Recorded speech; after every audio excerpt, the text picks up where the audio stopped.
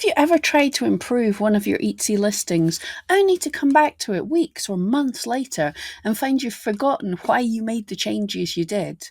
It's not just me, is it? Today, I want to talk about a great new addition to the listing audits for your individual Etsy listings within eRank. You get there either from adding your listing URL or ID here on the eRank dashboard, or from the side menu under Listing Optimization, Listing Audits, and then click on the Listing Audit button beside any of the listings you want to look at.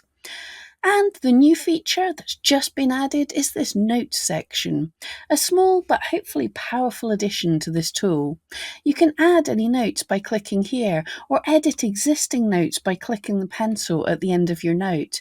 You can type up to 466 characters here and numbers. You can only add notes to your own listings though. But why am I so excited about a small area to be able to write on eRank?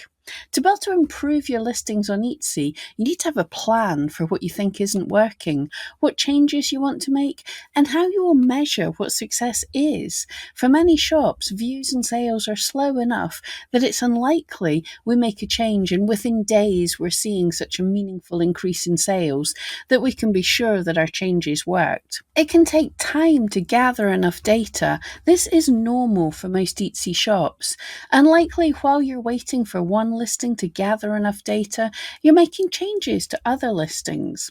And if you're anything like me, you could have post-it notes all over your monitor, multiple notebooks covered in scrollings, not to mention all the voice, text and video notes in random places on the computer. You might just have forgotten you were working on the listing at all, or why on earth you made the changes you made. Or even the focus of that listing. Do you try and optimize some listings for Google, some for Etsy ads, or some for different times of the year? You can leave a little note about anything that future you might need to remember, or even you can brighten your own future day. Let us know in the comments below how you're going to use the notes.